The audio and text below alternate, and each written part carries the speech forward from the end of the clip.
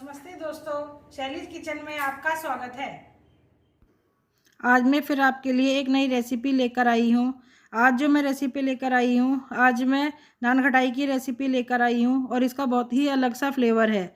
आज जो हम नान खटाई बनाएंगे, आज हम रोज़ कोकोनट फ्लेवर की नान खटाई बनाकर तैयार करेंगे और ये खाने में बहुत ही अच्छी लगती है। बाज़ार में जो नान खटाई मिलती है वो सिंपल फ्लेवर में मिलती है। अगर हम अलग अलग तरह की नान खटाई घर पर बनाकर तैयार कर सकते हैं और बहुत ही अच्छी हमारी जो नान खटाई है वो घर पर बनकर तैयार हो जाती है, तो फिर हमें बाज़ार से लाने की क्या ज़रूरत है। और घर पर आप इन्हें बिल्कुल अलग अलग फ्लेवर में बनाकर तैयार कर सकते हैं। ये देखिए हमारी जो नान खटाई है वो देखने में कितनी अच्छी लग रही है और ये खाने में भी उतनी ही अच्छी है और ये घर के बेसिक सामान से बनकर तैयार हो जाती है। इसके लिए हमें किसी ज़्यादा तामझाम की भी ज़रूरत नहीं है और बहुत जल्दी हमारी बनकर नान खटाई तैयार हो जाएगी। तो चलिए शुरू करते हैं आज की रेसिपी को बनाना। इसके लिए यहाँ पर सबसे पहले जो है मैंने एक बाउल ले लिया है और बाउल में हम आधा कप जो है ये देसी घी डाल लेंगे। आज हम जो नान खटाई है वो देसी घी से बना रहे हैं। घी हमारा पिघला हुआ नहीं होना चाहिए। जिस कंसिस्टेंसी का घी मैं ले रही हूँ इसी कंसिस्टेंसी का घी लेना है। और अगर आप चाहें तो आप इसे बटर से भी बनाकर तैयार कर सकते हैं। आधा कप ही यहाँ पर मैंने पिसी हुई चीनी ली है और अब हम इसे विस्क करेंगे। आप चाहें तो इसे हैंड विस्कर से विस्क कर सकते हैं, इससे थोड़ा टाइम ज़्यादा लगेगा। और अगर आपके पास इलेक्ट्रिक बीटर है तो आप इसे इलेक्ट्रिक बीटर से भी विस्क कर सकते हैं। मैं इलेक्ट्रिक बीटर से ही विस्क करूँगी। अब हम सबसे पहले चीनी और घी को अच्छे से मिला लेंगे। उसके बाद हम इसे 3-4 मिनट के लिए अच्छे से विस्क कर लेंगे। इसे विस्क करना ज़रूरी है, तभी हमारी जो नान खटाई है वो बहुत ही अच्छी बनकर तैयार होगी। जितनी अच्छी तरह से हम घी और चीनी को विस्क करेंगे उतनी ही अच्छी हमारी नान खटाई बनेगी।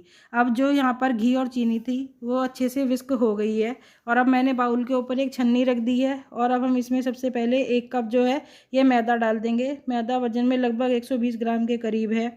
और अब हम इसमें 2 बड़े चम्मच जो है बेसन डालेंगे, क्योंकि हम नान खटाई बना रहे हैं तो इसमें बेसन डालना ज़रूरी है। और अब हम 2 बड़े चम्मच ही यहाँ पर बारीक सूजी डालेंगे। अगर आपके पास बारीक सूजी नहीं है तो आप उसे मिक्सी में डालकर थोड़ा सा ग्राइंड कर लीजिए। अब हम यहाँ पर आधी छोटी चम्मच जो है ये इलायची का पाउडर डालेंगे और 2 पिंच के करीब यहाँ पर जो है हमने नमक ऐड किया है और 1/4 टीस्पून जो है यहाँ पर बेकिंग सोडा डाला है। बेकिंग पाउडर का यूज हम यहाँ पर नहीं करेंगे। और अब हम सब चीज़ों को अच्छे से छान लेंगे। और अब यहाँ पर मैंने 1/4 टीस्पून के करीब जो है रोज एसेंस डाला है और 1 बड़े चम्मच के करीब जो है ये सूखी हुई गुलाब की पत्तियाँ हैं, उन्हें मैंने मिक्सी में डाल के हल्का सा क्रश कर लिया था।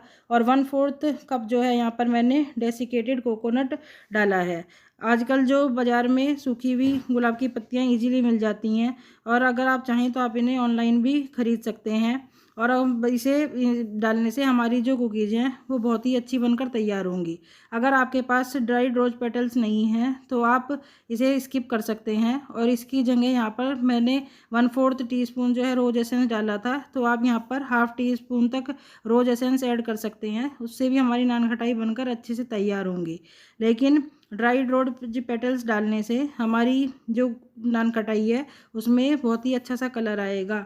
अब हम इसको बिल्कुल साफ़ हाथों से अच्छे से मिक्स करते हुए इसका एक डो बना लेंगे। हमें डो को बहुत ज़्यादा गूँथ कर नहीं बनाना है, बस सिर्फ इकट्ठा ही करना है। अगर आपको यहाँ पर लगे कि डो इकट्ठा नहीं हो रहा है तो आप थोड़ा सा यहाँ पर घी ऐड कर सकते हैं, लेकिन हमें यहाँ पर दूध का इस्तेमाल बिल्कुल भी नहीं करना है। अब हमारा जो नान कढ़ाई का डो है वो बन गया है और अब यहाँ पर मैंने 1 टेबल स्पून और ½ टेबल स्पून वाली स्पून ली हैं। इनसे हमें नान खटाई बनानी है। मैं ½ टेबल स्पून वाली स्पून से नान खटाई बनाकर तैयार करूँगी। इससे जो साइज़ है वो ठीक बनकर तैयार होता है। 1 टेबल स्पून वाली से अगर हम बनाएंगे तो उससे ज़्यादा बड़ी बड़ी नान खटाई बन सकती हैं, लेकिन वो आपकी इच्छा है कि आपको बड़ी नान खटाई बनानी है या छोटी। और अगर हम स्पून से नाप कर बनाएंगे तो हमारी जो सारी नान खटाई हैं वो एक साइज़ की बनकर तैयार होंगी। तो जब हम इन्हें बेक करेंगे तो हमें दिक्कत नहीं होगी। तो अगर कोई हमारी नान खटाई बड़ी और कोई छोटी होगी तो जब हमें बेक करेंगे तो जो बड़ी है वो कच्ची रह जाएगी और जो छोटी है वो ज़्यादा सिक जाएगी। इसलिए हमें एक साइज़ की नान खटाई बनाकर ही तैयार करनी है। इसीलिए मैं स्पून से नाप नाप कर ही अपनी जो नान खटाई हैं उन्हें बनाकर तैयार करूँगी। अब यहाँ पर हमने नान खटाई के जो गोले थे वो सारे बनाकर लगभग तैयार कर लिए हैं। अब हम इन्हें नान खटाई की शेप देंगे, तो उसके लिए यहाँ पर हम इन्हें पहले हाथों के बीच में थोड़ा सा गोल करेंगे, उसके बाद हम इन्हें बेकिंग ट्रे पर रखेंगे। यहाँ पर मैंने जो गोले थे वो सारे देखिए बनाकर तैयार कर लिए हैं। और जो हमारी बेकिंग ट्रे है उसे मैंने ऑयल लगाकर पहले ही अच्छे से ग्रीस कर लिया है। और अब मैं जिस तरह से वीडियो में दिखा रही हूँ उस तरह से हमें अपनी नान खटाई बनाकर तैयार करनी है। अब मैंने एक गोला लिया है और उसे हाथों के बीच में इस तरह से गोल करते हुए मैंने थोड़ा सा चपटा कर दिया है। और अब हम इसे बेकिंग ट्रे पर रखते जाएंगे। हमें नान खटाई जो है वो थोड़े थोड़े गैप पर ही रखनी है, क्योंकि अभी ये फूलेंगी भी। अगर हम इन्हें ज़्यादा पास रख देंगे तो ये आपस में चिपक जाएंगी, इसलिए हमें इन्हें थोड़ी थोड़ी दूर पर ही रखना है।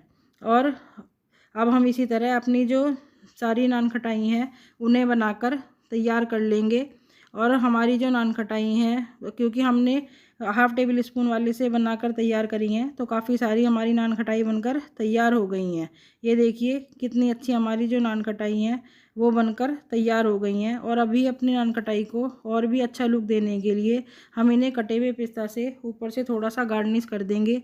वैसे ये बिल्कुल ऑप्शनल है, अगर आपकी इच्छा ना हो तो आप इसे स्किप कर सकते हैं, लेकिन अगर आप पिस्ते से इसे गार्निश करेंगे तो हमारी जो नान खटाई हैं वो देखने में और भी अच्छी लगेंगी। अगर आप चाहें तो रोज़ पेटल्स भी आप ऊपर से लगा सकते हैं, लेकिन हमने अंदर रोज़ पेटल्स डाली हैं तो मैं इसलिए ऊपर से रोज़ पेटल्स नहीं लगा रही हूँ। अब हमने सारी नान खटाई पर पिस्ता अच्छे से लगा लिया है। और अब हम एक फिंगर से इन्हें हल्का हल्का सा दबा देंगे, ताकि जो पिस्ता है वो हमारी नान खटाई पर से उतरे नहीं। अगर हम इन्हें दबाएंगे नहीं तो हमारा जो पिस्ता है वो हमारी नान खटाई पर से उतर जाएगा, इसलिए हमें इसे हल्के हल्के फिंगर से इसको एक बार दबा देंगे। अब हमने सारी जो पिस्ता थे उसको अच्छे से दबा दिया है। और अब हम इन्हें बेक होने के लिए रखेंगे। मैं यहाँ पर माइक्रोवेव के कन्वेक्शन मोड पर इन्हें बेक करूँगी। 180 degree centigrade pre heated oven में हम इन्हें बेक करेंगे लगभग 20 मिनट के लिए।